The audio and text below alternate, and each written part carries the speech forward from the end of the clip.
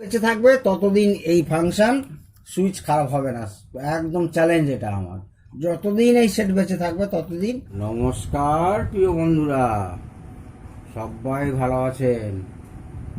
তবে সবাই একটু সাবধানে থাকুন, কারণ যা ওয়েদার চলছে সবার বাড়িতে বাড়িতে সব সর্দি কাশি জ্বর। এমনকি আমারও দুদিন আগে আমিও জ্বর থেকে উঠলাম আর কি। এখনো পুরো সুস্থ হয়ে উঠিনি, কিন্তু কাজকে খুব ভালোবাসি বলে সারাদিন কাজ আর কাজ, এই একটু ভালো হয়ে উঠেছি অমনি আবার কাজ নিয়ে বসে গেছি।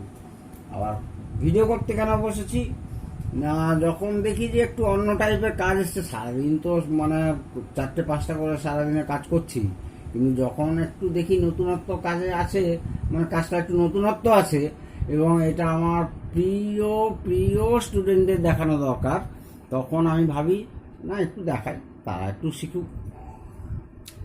তো আজকের আমার প্রিয় বন্ধুরা দেখুন, একটা সেট এসছে সনি। এই রকম সেট এর আগেও আমি অনেক সারিয়েছি এবং আপনাদের 2-1টা ভিডিওতেও আমি বলেছি। তো এটা আবার সিডি আছে, ভালো লাগলো আমার। সিডি আছে, আমি একটা সিডি পরে রেখেছি। সিডি আছে, ব্লুটুথ আছে।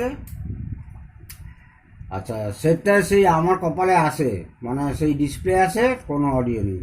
ডিসপ্লে আছে, কোনো অডিও নেই, এবং অডিও চালালেও দেখুন সেটটা স্ট্যান্ড বাই থেকে রিলিজও হচ্ছে না। এই দেখুন, সেটটা স্ট্যান্ড বাই থেকে দেখুন রিলিজ হচ্ছে না। বারবার টিপছি, রিমোট দিয়ে টিপলেও কিচ্ছু হচ্ছে না। রিমোট ঠিক আছে, এই দেখুন টিপছি, কিছুতেই স্ট্যান্ড বাই রিলিজ হচ্ছে না। আর স্ট্যান্ড বাই আমি তো আগে আপনাদের বলে রেখেছিলাম যে আমি আগে সেট দেখি, তারপর সাজানো হয়ে গেলে আপনাদের যাতে খুব কুইক শিক্ষাদান দিতে পারি, সেই জন্য আমি আগে দেখে নিই। তো এটা আমি দেখেছিলাম যে এই স্ট্যান্ড বাই যখন ছাড়িয়েছি তারপরেও কিন্তু কোনো অডিও ছিল না। এবারে কি হলো দেখুন। দেখুন খুলছি আমি সেটটা, মোটামুটি সাইড খোলাই আছে।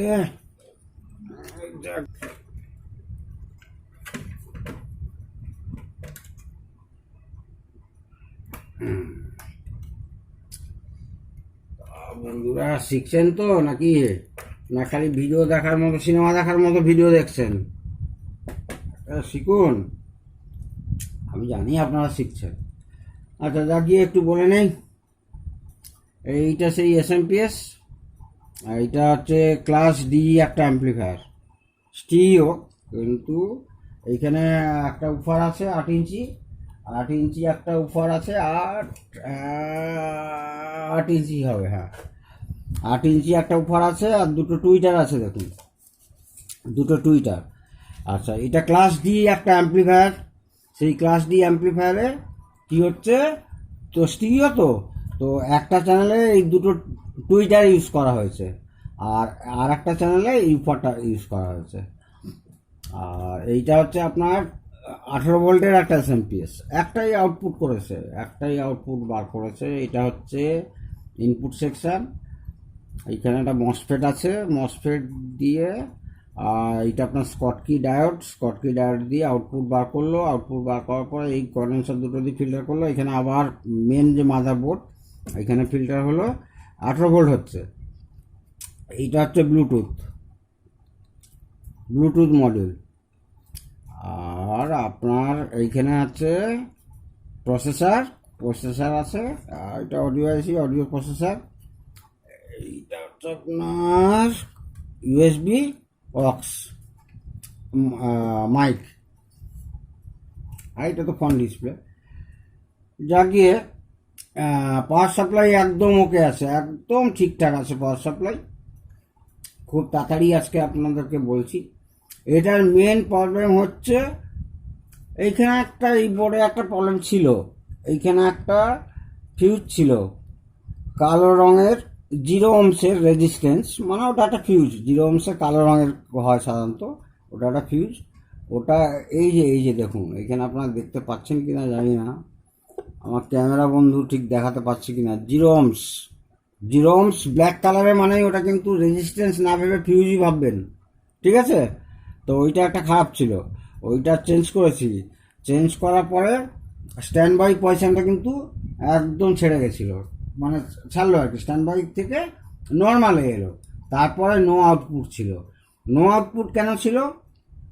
অডিও অ্যাম্পলিফায়ার ঠিক আছে, সব ঠিক আছে, সাউন্ড প্রসেসরটা সব ঠিক আছে। এই যে ব্লুটুথ ডিভাইসটা ব্যবহার করা হয়েছে, তার অবস্থা দেখুন খুব খারাপ। আমি মিটারে মেপে দেখলাম, খুবই খারাপ। বোর্ড থেকে আমি আর ওঠালাম না। এইখানে সাপ্লাই ছিল, এইখানটা সাপ্লাই ছিল 3.3 ভোল্ট ছিল। এইখানে ফিউজটাকে আমি কেটে দিয়েছি। কেটে দেওয়ার পরে মানে আইসিটা প্রচণ্ড গরম হচ্ছিল। ফিউজটা কাটিয়ে কিন্তু আইসিটা প্রচণ্ড গরম হচ্ছিল। আর এই ব্লুটুথ খুঁজে লাভও নেই, কারণ বাজারে খুব ভালো ব্লুটুথ পাওয়া যায়। তো সেই জায়গায় আমি কি করেছি, এইখানে তখন ফিউজটা উড়িয়ে দিলাম, মানে ফিউজটা ডিটাচ করে দিলাম, যাতে এতে আর সাপ্লাইটা না আসে। তখন আইসিটা ঠান্ডা হয়ে গেল, মানে আইসিতে তো সাপ্লাই আসছে না, তো আইসি তো ঠান্ডা হবেই। এইবারে কি করলাম, আমি একটা বাজারের ভালো ব্লুটুথ, বাজারে এরকম দেখতে অনেক ব্লুটুথ পাওয়া যায়, সেগুলো কিন্তু খুব একটা ভালো না। এই আইসি নাম্বারটা দেখে নেবেন, এই ব্লুটুথটা ভালো। এইখানে এটা আমি পেস্ট করে দেবো। দিতে সেটটা কিন্তু একদম রেডি হয়ে গেছে, একদম ঠিকঠাক। মানে ব্লুটুথ কিটটা যেহেতু এই ব্লুটুথের এই যে মডিউলের প্রসেসরটা খারাপ ছিল, পুরো সার্কিটটা গরম হয়ে যাচ্ছিলো, কাউকে কিছু কাজ করতে দিচ্ছিল না, সবাইকে বসিয়ে দিয়েছে। যেই একে ডিটাচ করলাম এখান থেকে, ব্যাস একদম ওকে হয়ে গেল। দেখুন বন্ধুরা, চলছে, এখন সিডি মোডে আছে। তবে সোনি সেট মানে বলতে খারাপ লাগছে, সেটটা খুব একটা ভালো না। প্রথমত ক্লাস ডি, তারপর আবার সেই এসএমপিএস, খুব একটা না। এই দামে, মানে এর থেকে হাফ দামে অনেক ভালো ভালো সেট পাওয়া যায়, অনেক ভালো ভালো সেট পাওয়া যায়। আর আমাকে বানাতে দিলে তো কোনো ব্যাপারই না। সিডি চলছে দেখুন, এই সিডি চলছে, ঘুরছে, এই সিডি চলছে। আবার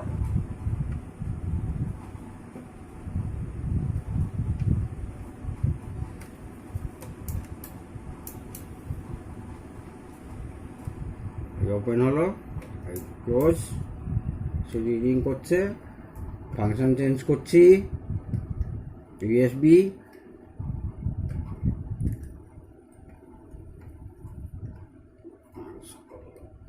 ব্লুটুথ, টিউনার,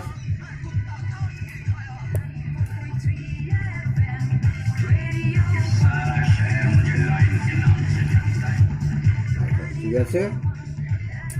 আচ্ছা বন্ধুরা, আর একটা, এটাকে সাইড করে দিচ্ছি। আমি আর একটা জিনিস আজকে আপনাদের দেখাচ্ছি, মানে দেখাতেই হবে আর কি। আচ্ছা ঠিক মতো।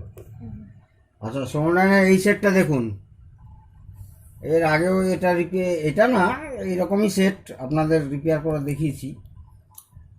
এই ট্রান্সফর্মারটা খারাপ হয়ে গেছিলো, বার্ন হয়ে গেছিলো, সারাতে দিয়েছি, ও বাদ দিন ওই কথা। আমি যে কথায় আসছি, এই 580 সোনারের এই সেটটা, এই যে আপনাদের ফাংশন সিলেক্টর সুইচ 100% খারাপ হচ্ছে। এইখানে হচ্ছে এলসি টাইপের আইসি থাকে, দেখাচ্ছি। এই যে দেখুন, এলসি 7815, 100% খারাপ। এটা সোনারের, আমি কি বলবো, সোনারের ডিজাইন ভুল আমি ঠিক বলছি না, কিন্তু ব্যাপারটা ঠিক দাঁড়ায়নি। 100 যতগুলো এই সেট বেরিয়েছে প্রত্যেকটার এই আইসি খারাপ আসে। এই আইসিটা কি কাজ করছে না, ফাংশন সিলেক্টর। যাকে আমি, এই আইসি এখন পাওয়া যাচ্ছে না, আর পাওয়া গেলেও সেই লাগালে কিছুদিন চলার পরে আবার খারাপ হচ্ছে। আর প্রচুর দাম নিচ্ছে এই আইসিটা। সেই জন্য তার বদলে আমি নিজে প্রোগ্রাম করে মানে C++ ল্যাঙ্গুয়েজ দিয়ে প্রোগ্রাম করে 89C, এটা হচ্ছে 89C2051, এটা 2051 না, ওইটা হবে 20 পিনের আইসি, 8 বিট। ওতে প্রোগ্রাম করছি, C++ দিয়ে ওতে প্রোগ্রাম করছি। প্রোগ্রাম করার পরে ওই চিপটা যদি এখানে লাগান, যতদিন এই ফাংশন সিলেক্টর আর খাওয়া হবে না। অর্থাৎ এই আইসিতে না, 20 পিনের 89C2051 প্রোগ্রাম করব, প্রোগ্রাম করে ঢুকিয়ে দেবো। কী করে লাগাতে হয় আমি আগে বানিয়ে নিচ্ছি, আমি সত্যি জ্বর হয়ে গিয়ে একটু অসুস্থ হয়ে পড়েছি। ওটা প্রোগ্রাম আমার প্রায় হয়ে গেছে। প্রোগ্রাম হওয়ার পরে আমি এতে বার্নিং করবো, এই বার্নার, এতে বার্নিং করে তারপর আমি চালিয়ে দেখবো, শিওর চলবে একদম, মানে চলবেই চলবে। চালিয়ে দেখবো, দেখার পরে আপনাদের সার্কিট সমেত মানে কী করে লাগা, একদম ইজি প্রসেসে, আপনারা যে কোনো মানে যারা সামান্যতম কাজ জানেন তারা এই আইসিটা তুলে ফেলবেন। এই যে এলসি আইসিটা দেখান, এই আইসিটা তুলে ফেলবেন।